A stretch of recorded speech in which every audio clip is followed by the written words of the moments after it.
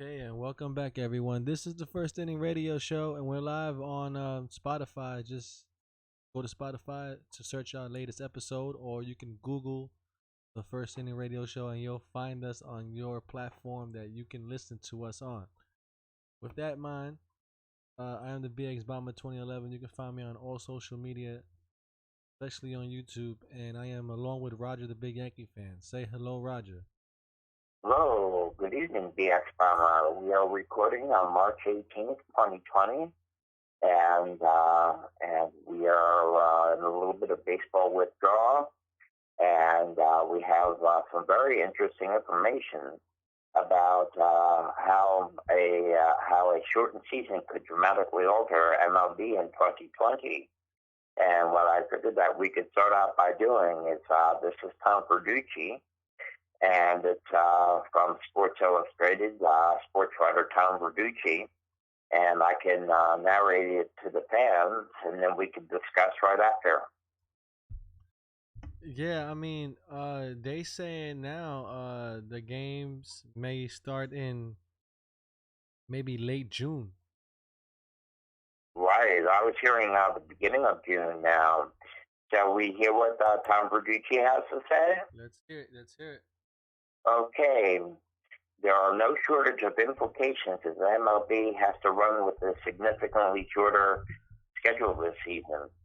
As a 162-game baseball season grows dimmer by the day, a truncated season will introduce new elements toward deciding the next champion. Tighter pennant races, more sleeper teams, huge schedule inequities, and a World Series that could be played in mid-November. Officially, Major League Baseball has not yet abandoned the hope of playing a 162-game schedule. Unofficially, that possibility all but evaporated when the Centers for Disease Control and Prevention recommended no gatherings of 50 or more people for the next 8 weeks.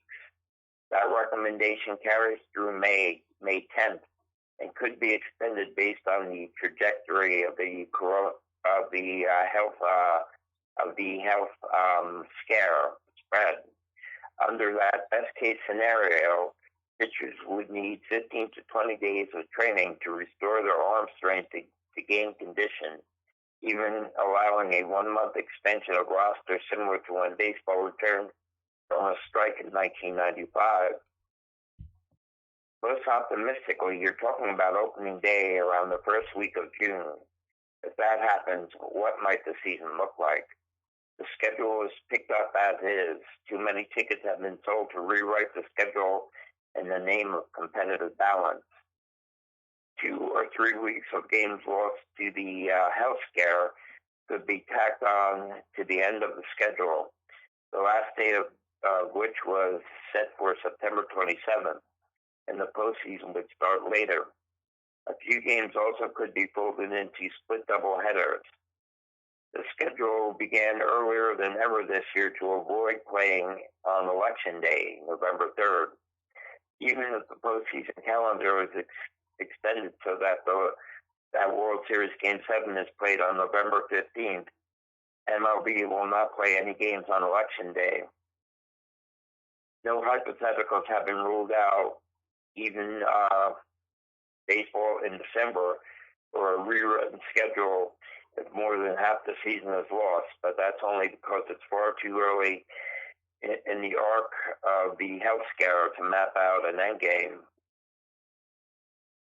The deeper baseball pushes into the fall, the deeper it encounters another health scare season. Even a June start is difficult to imagine right now, but the general rule of thumb is this: once 2 or 3 weeks of regular season games are lost, you're looking at a shortened season.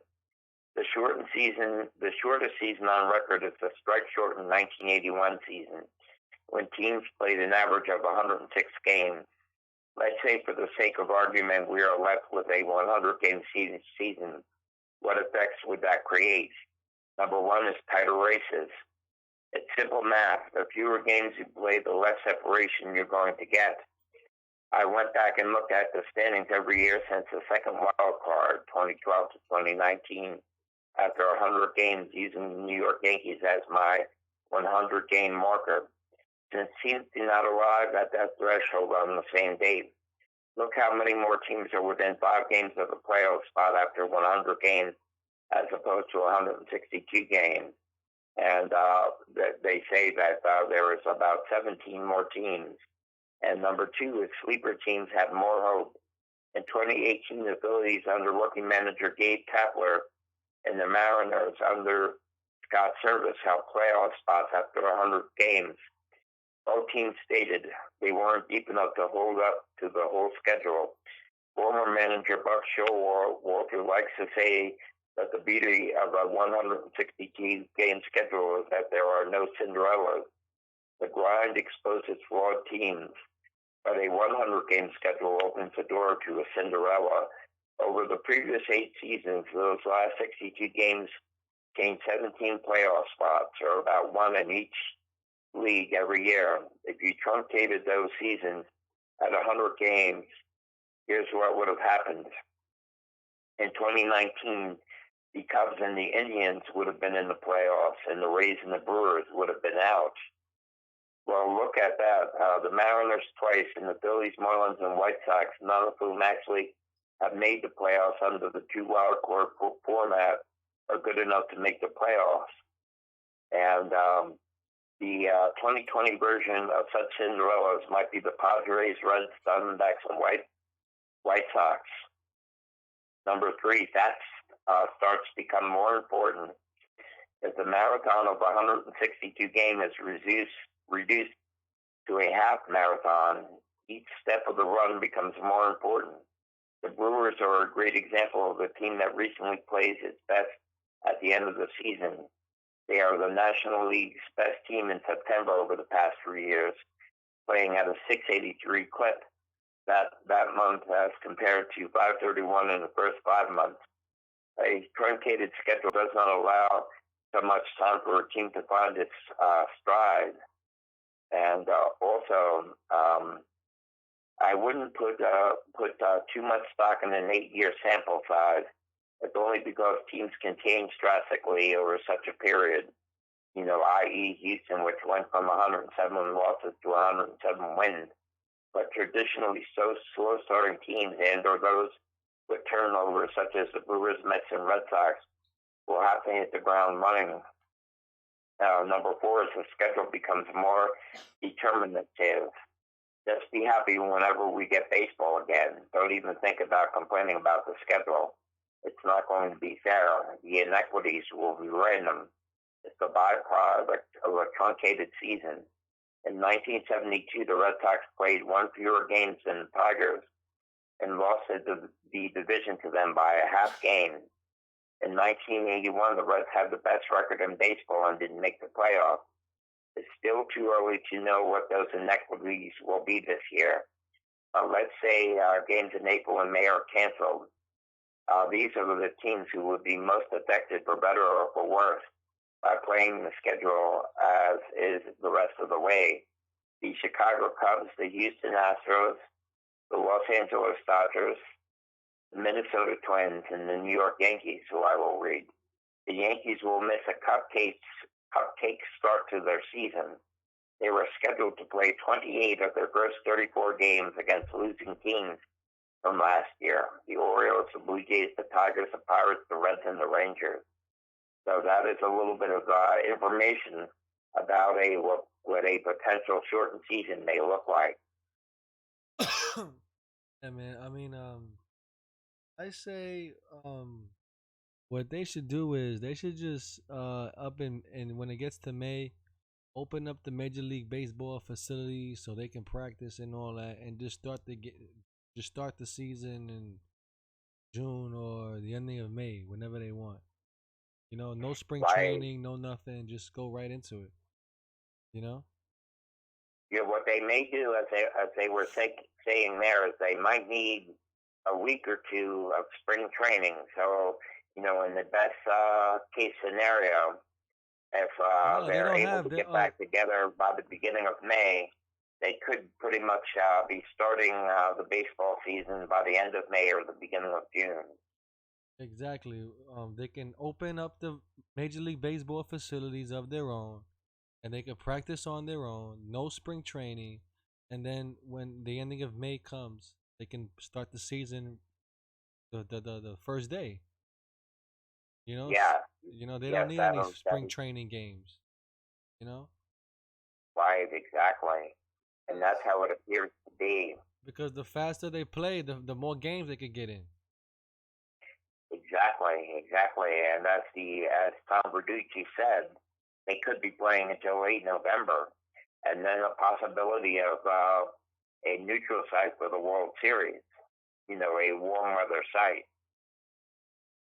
Yeah, they can do that too, but I think they can just not even do that. Just finish out the rest of the season the way it's scheduled. You know what I mean? If they want to add a game on their day off, they can do that as well. Schedule games that were missed on days off. They can do that. Maybe like if the Yankees had a few series that they missed, they could just play one game against that team somehow. I don't know, something like that, but they figure it out. But they just finish the season and just go on as the same schedule. They might maybe try to do some double headers on Sundays, the way they used to do in the old days. Well, that's hard to do because the different teams are playing in different places, so you might not be able to play that team that you need to play of the game that you missed. You understand what I'm Good saying? point. Yes, Good point. Yes, I because do see what you're saying. Right.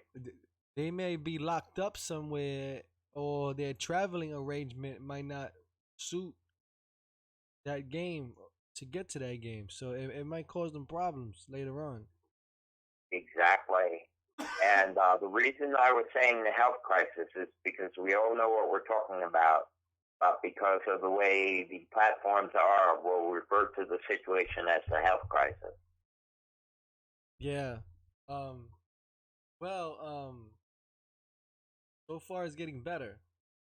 Okay. Yeah. So. So like they say, information is changing day by day, hour by hour. So it could be. Well, what they say is, as fast as it came through the world, that's as fast as it's gonna leave the world. So that thing pretty blasted us in a in a week.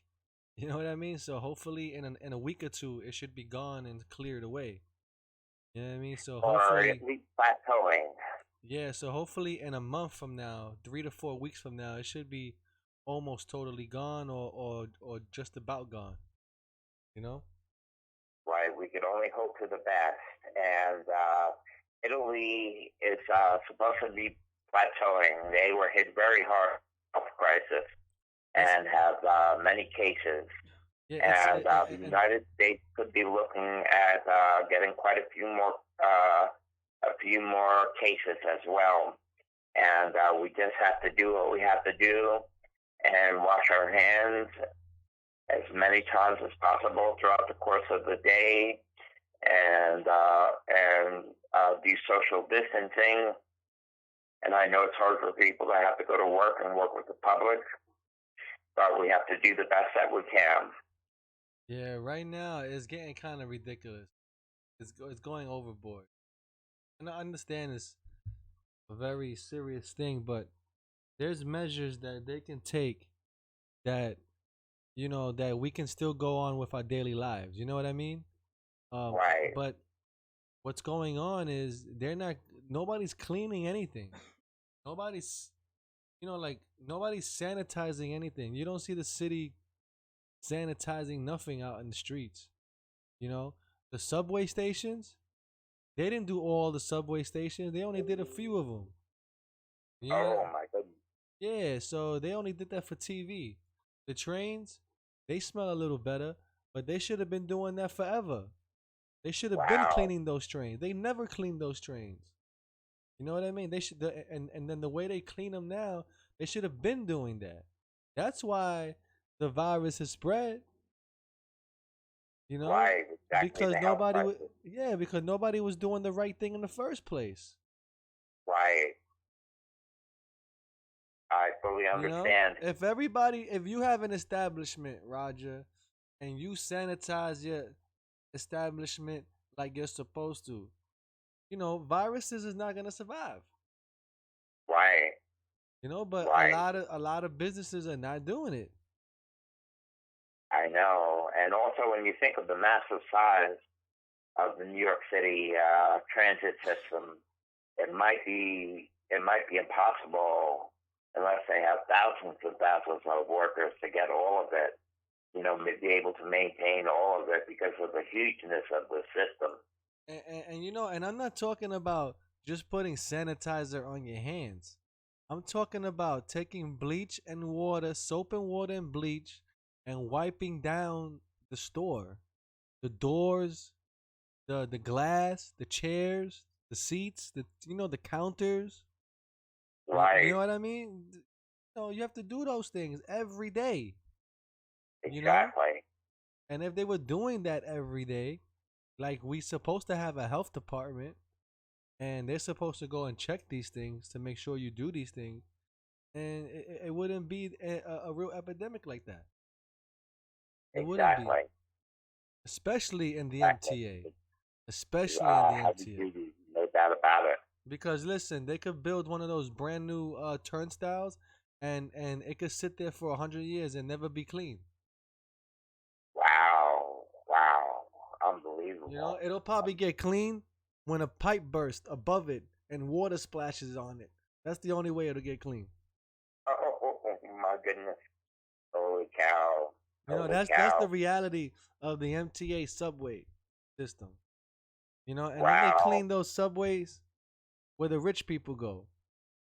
Right. They're not up in the Bronx sanitizing this thing. And if they did, it was very few stations, not every station. You know how many Right. stations are there? And they got like Oh, one, yeah. and they said they had one team or something like that doing that. So how many stations can they do in a week? Exactly.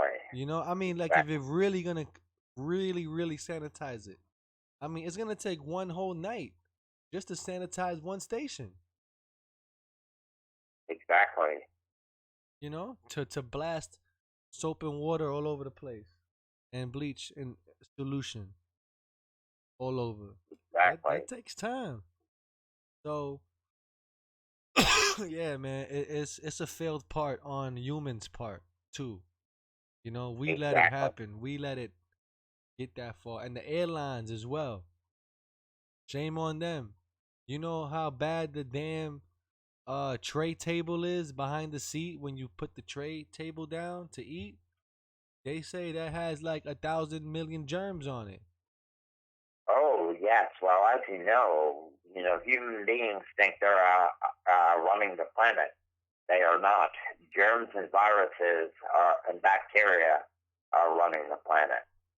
Yeah, man, they're living organisms just like we are. So why are they not able to wipe down tray tables and all that?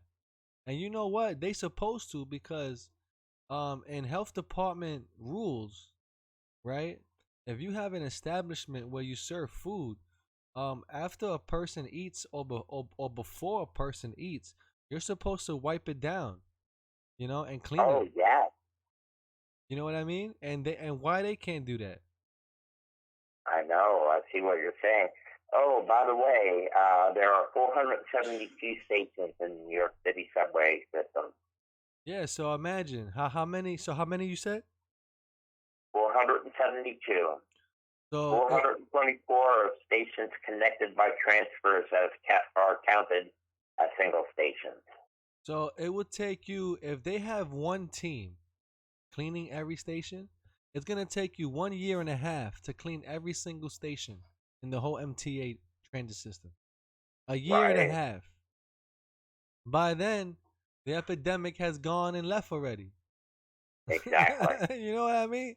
It's stupid, man. The things that they show on TV is to get you bamboozled. you know, Exactly. and they show these things so they're not a liability on their end. Oh, look Exactly. at us. We got soap and water. Yeah, all right. And you're only cleaning one train. You know what I Right. mean? You're only cleaning one train. And you got about 100 more trains to go, buddy. You They're know, doing it for the TV cameras. yeah, and they're proud and everything, man. It's great, ridiculous. They should have been doing them trains. So what I will also say, as far as the political action that is being taken place, it appears that the administration is starting to move forward with things to address the virus, the health crisis properly. And the administration is talking about a $1 trillion bailout. Now, a lot of money may be going to corporations and businesses such as such as the airline business and the cruise ship business and the hotel business and the casino business. They are looking for billions. They are all looking for billions of dollars in bailouts. But the administration may be doing something to help the average people, the low-income people, and the workers because of the way that the economy has shut down. And we'll see how this works out. But as of right now, it looks like it may. And that is that the workers and low-income people will be getting a $1,000 stimulative check for at least 2 months and possibly longer. And so the administration seems to be tackling it a bit better now, and there is a possibility that the little guy may actually see some relief. That's about time, but I believe not everybody should get that money though. Oh, You know? well, I believe it's going to be means tested to a certain amount where there are people that, are multimillionaires that, don't necessarily need a $1,000 I mean, check. I think the money should only go to people who are working. That's it. Only people who are Oh, working. You know, oh, because I see. there's a lot of people that are working right now that just lost their jobs because of this virus, and they Right, need to pay their rent, their bills, and all that. Working people, those are the people that need the money. You know, until right. they get back on their feet. All the restaurant workers, the bartenders, the waitresses, they all lost their jobs because they all live on tips and stuff like that. You know, so Oh, yes, how are they right. gonna pay their bills now? You know, But apparently it may be going to people that have disabilities and things such as myself as well. yeah, disabilities, that's cool, but there's some people that on Section 8 and all that who have never worked, they should not get the money. That's bottom I line. see. Give that to the working man, the working woman who lost their job and they need that money, you know. And those are people who work for those companies too, Right, right. you know. But also, we have to consider the homeless population as well. I mean, you are only as healthy as the least insured, poorest person.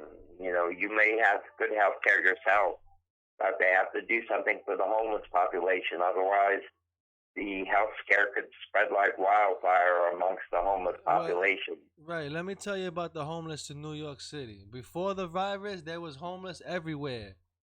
Everywhere you walk, there's a homeless guy. Am I right?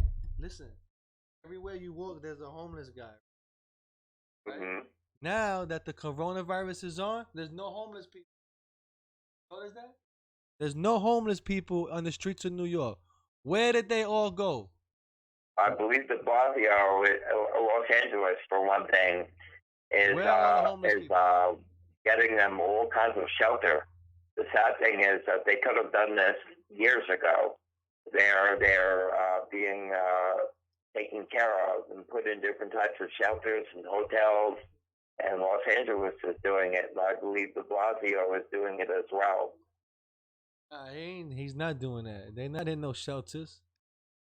The shelters are not overpacked. And why would they be overpacked if they have to be socializing distances? Hmm. You understand? So how are they gonna have overpacked shelters? So where are all the homeless people? I'm telling you, this is not a joke. The, the homeless people are gone. All of a sudden, all the homeless people have homes. Well, what I'll do is I'll look into the New York City response. And believe me, I'm pretty sure you can speak to any New Yorker that has been going to work every single day and traveling these streets will tell you there's no homeless people. They're all gone. Even the crazy ones. The crazy ones that walk around with their ass out, right? Check this out. There's this one guy, well, two guys I know, that walk with their ass out, right? But there's one guy, he bends over and does push ups with his butt in the air. Oh, Yeah, it's not joking. This is real life. I have to see. I have to record this so people could believe this. It's no for real.